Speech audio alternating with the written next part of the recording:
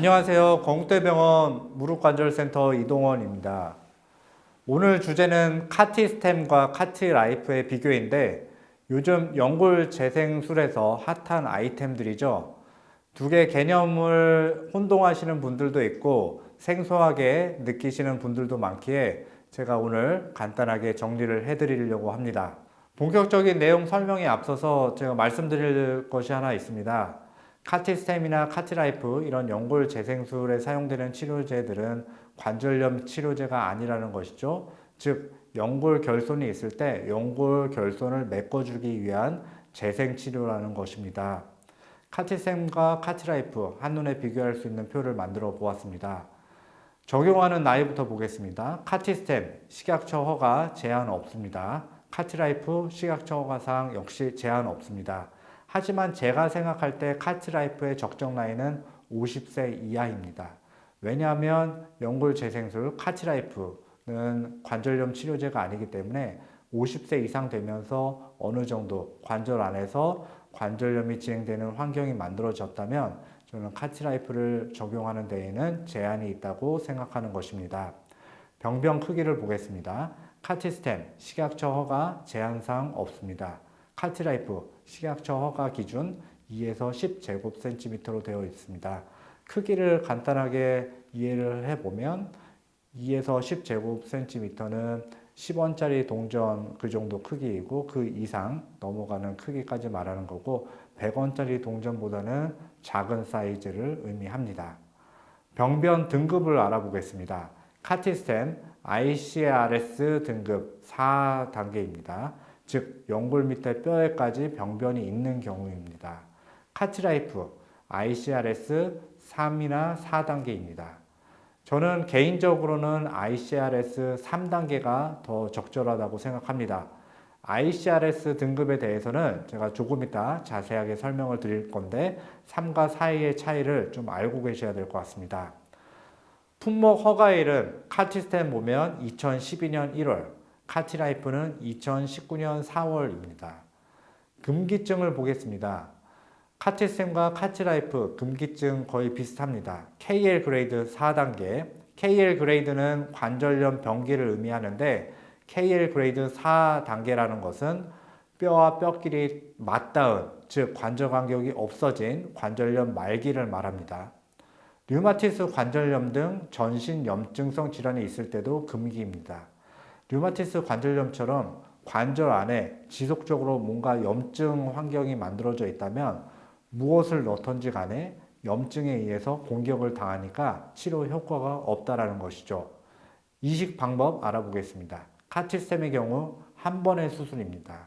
뼈에 구멍을 뚫고 동종 제대혈율의 줄기세포 치료제를 이식해주는 수술입니다. 카티라이프의 경우 두 번의 수술 필요합니다.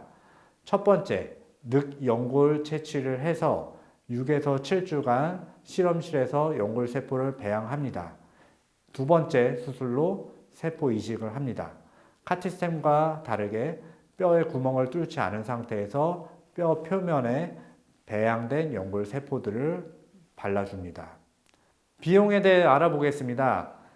고가의 치료라고 알고 계시죠? 카티스템과 카티라이프 모두 건강보험 적용되지는 않습니다. 둘 다 인정 비급여입니다. 이는 아직까지 건강보험 적용으로 인정을 해주지는 않지만 어느 정도 의학적으로 치료 효과는 있는 것으로 보고 그렇기 때문에 실손보험에서는 대부분 인정해주는 치료라는 것입니다. 즉 카티스템과 카티라이프 비슷해 보이긴 하지만 적용하는 방법과 적용하는 원리는 다릅니다. 제가 적용하는 방법과 적용하는 원리에 대해서 차이점을 조금 더 쉽게 설명드리겠습니다. 카티스템과 카티라이프를 적용할 때 연골 병변 등급이 다르다고 말씀드렸습니다. 등급을 보시면 1단계는 연골 표면만 조금 너덜너덜해진 상태, ICRS 2단계는 연골 전체층을 100으로 봤을 때 50% 이하로 벗겨진 상태, ICRS 3단계는 연골 결손이 전체층으로 봤을 때 50% 이상 벗겨지면서 연골 밑에 뼈가 거의 드러나 있는 상태를 말하는 것이고 ICRS 4단계는 연골 밑에 뼈가 드러난 상태에서 연골 밑에 뼈에까지 병변이 와 있는 상태를 말합니다. 연골 밑에 뼈가 정상으로 유지되느냐, 병변이 있느냐가 중요한데 그것이 왜 중요하냐? 연골 밑에 뼈는 연골을 키워줄 수 있는 밭의 역할을 하고 있기 때문입니다. ICRS 3단계는 연골 밑에 뼈는 괜찮은 상태이기 때문에 연골을 재생시킬 수 있는 밭이 그래도 건강하다는 의미이고, ICRS 4단계는 연골 밑에 뼈에까지 병변이 왔기 때문에 즉 연골을 키울 수 있는 밭이 건강하지 못하다는 의미죠. 정리를 해드리겠습니다. 카티스템의 경우에는 ICRS 3단계, 4단계 연골 밑에 뼈에까지 병변이 와 있는 경우에도 적용을 할 수가 있는 것이고, 카트라이프의 경우에는 연골 밑에 뼈는 건강한 상태에서만 적용을 할 수 있다는 것이죠. 카티스템과 카트라이프 수술 방법의 차이점을 알아보겠습니다. 제가 중요한 차이점 두 가지만 말씀드릴까 합니다. 첫 번째 차이점, 연골 밑에 뼈를 손상시키느냐 안 시키느냐의 차이점이 있습니다. 카티스템은 연골 밑에 뼈의 구멍을 뚫고 치료제를 이식해주는 치료이기 때문에 연골 하고를 손상시킬 수밖에 없지요. 카트라이프의 경우에는 연골 밑에 뼈의 구멍을 뚫지 않고 그대로 배양된 세포를 발라주는 치료이기 때문에 연골 하골에 손상이 발생하지 않습니다. 왼쪽 그림 보시면 줄기세포 치료제 이식술입니다. 보시는 것처럼 연골이 다 닳아있는 상태에서 연골 밑에 뼈가 드러나 있을 것이고, 연골 밑에 뼈에 3mm에서 4mm 직경의 구멍을 뚫습니다. 구멍 간격은 3, 4mm 정도로 되게 만들게 됩니다. 이렇게 여러 개의 구멍을 뚫고 나서 이 구멍 안에 동종 제대율의 줄기세포 치료제를 이식해 주는 것이죠. 즉 연골 밑에 뼈를 손상시키고 그 연골 밑에 뼈를 다시 회복시키는 그런 치료 개념입니다.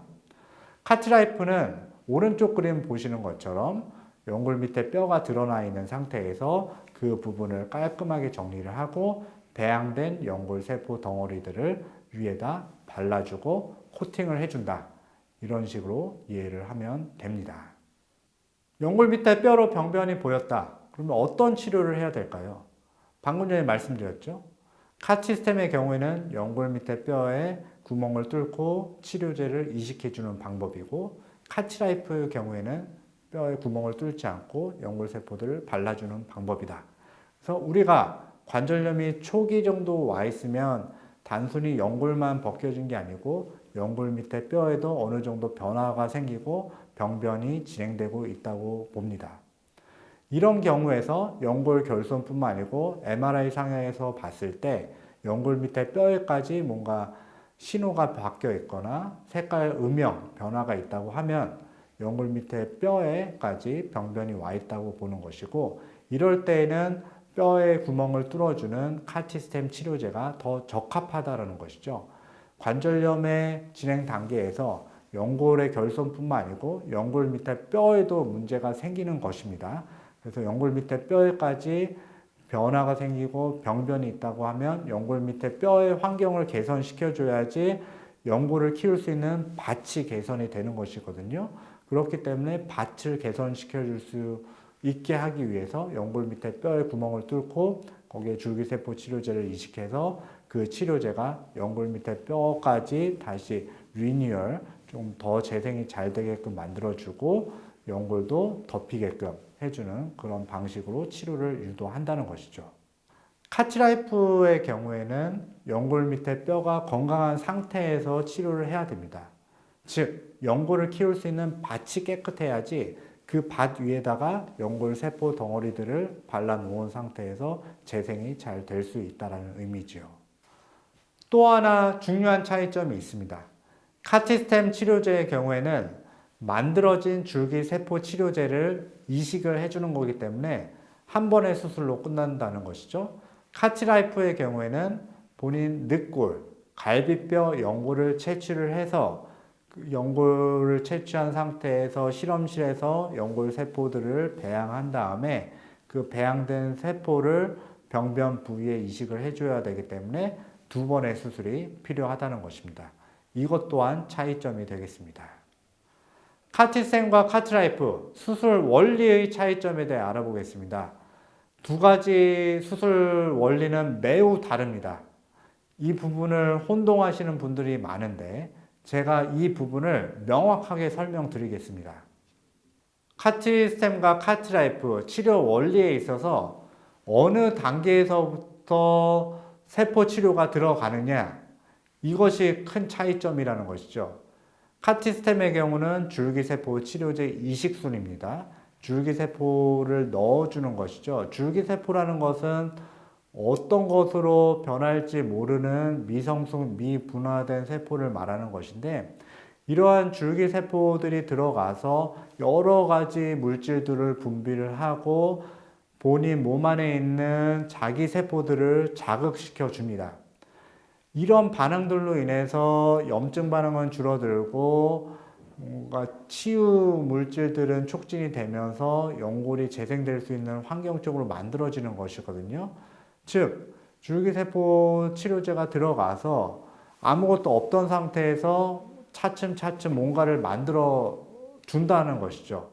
그렇기 때문에 무에서 유를 창출하는 개념으로 이해를 하시면 됩니다.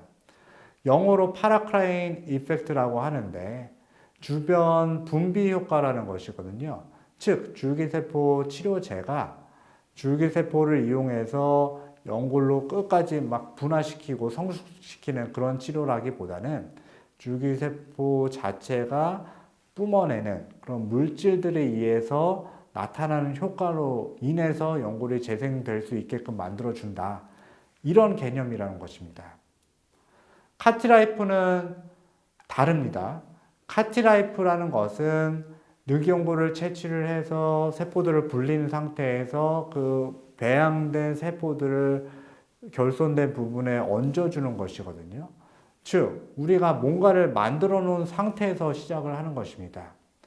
줄기세포 치료제처럼 무에서 유를 창출하는 것이 아니고 어느 정도 만들어진 건강한 연골 세포 단계에서부터 시작을 하는 것인데, 우리 연골을 봤을 때 연골 세포의 구성 비율은 한 5% 정도에 지나지 않거든요.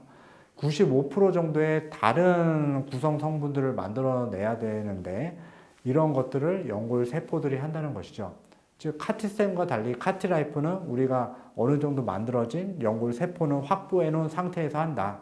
카티스템은 이 연골로 될지 다른 걸로 될지 잘 안 만들어질지 뭔가 불확실한 상태에서 시작을 하지만, 카티라이프는 완성된 상태에서 다음 단계로 시작을 하기 때문에 어느 정도는 보장은 돼 있다. 연골 세포들이 들어가서 파라크라인 이펙트처럼, 즉 주변 분비 효과를 내면서 다른 세포들을 자극을 해서 연골 세포 이외의 그런 구성 성분들을 만들어 주는 것이긴 하지만, 우리가 어느 단계에서부터 시작하는 것인지는 좀 명확하게 구분을 알고 치료를 시작해야 된다는 것이죠. 카티셈과 카트라이프 주요 약점 한 가지씩만 말씀드릴까 합니다. 우리가 줄기세포 치료제를 개발할 때 맨 처음에 이렇게 생각을 했겠죠. 줄기세포가 들어가서 미성숙한 상태에서, 미분화된 상태에서 점점점 성숙하면서 연골로 변하지 않을까. 처음에는 이렇게 기대를 갖고 시작을 했지만 우리가 여러 연구들을 통해서 결국 이런 것은 아니다라는 것을 알고 맙니다.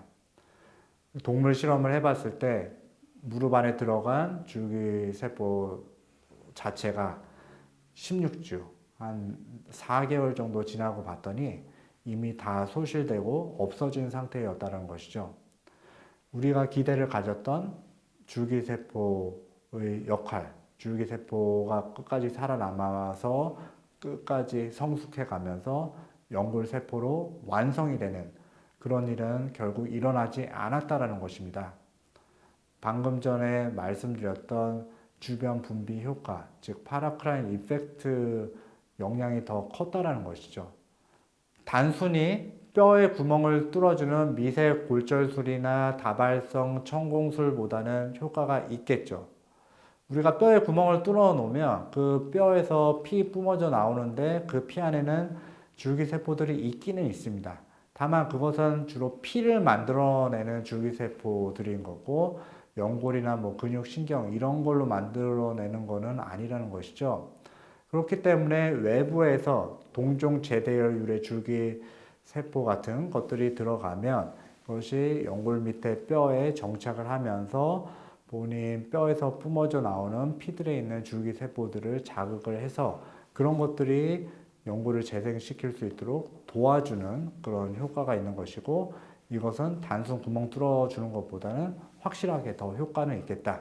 하지만 우리가 기대했던 근본적인 줄기세포의 능력은 아직은 끌어다 쓸 수는 없다. 이렇게 이해를 하시면 됩니다. 카트라이프를 적용한 지 얼마 되지 않았다는 게 가장 큰 한계입니다. 즉 시판된 지 얼마 안 됐기 때문에 임상적으로 적용한 연수가 짧다는 것이죠. 하지만 카트라이프는 자가연골세포 이식술입니다. 자가연골세포 이식술의 역사를 보면 1987년부터 시작된 치료예요. 초창기에는 무릎에서 봤을 때 무릎에서 불필요한 부분의 연골을 떼서 배양시켜서 이식하는 방법을 선택을 했었죠. 하지만 40세 이상 노화가 되면 무릎 연골 자체도 퇴행성 변화를 겪기 때문에 건강하지 못한 연골이라는 것이죠. 그래서 우리가 개발한 것이 비교적 움직임이 덜한 부분에서 연골을 떼자는 거였고 대표적인 게 갈비뼈 연골이었던 것이죠. 그래서 갈비뼈 연골, 건강한 연골을 떼서 배양시켜서 이식하는 게 카트라이프인데 갈비뼈 연골은 무릎 연골 세포보다 초자 연골 형성 능력이 30배 이상 뛰어난 것으로 알려져 있습니다. 카티쌤과 카트라이프 두 단어만 들어봤을 때는 앞에 카티라는 말이 붙어 있어서 거의 동일한 치료 방법이라고 생각할 수가 있습니다. 하지만 카트라이프와 카티스템은 전혀 다른 치료 방법이라는 것이죠. 적용하는 방법도 다르고 무엇보다 적용하는 원리가 다릅니다. 적용하는 방법과 적용하는 원리가 다르기 때문에 환자의 연골 상태랑 여러 가지 관절염 진행 상태 등 여러 가지 조건들을 고려를 해서 개인에 맞는 치료 방법을 잘 선택하는 것이 중요하다는 것입니다. 네, 지금까지 카티쌤과 카티라이프 비교 분석을 해보았습니다. 저는 건국대병원 무릎관절센터 이동원이었습니다.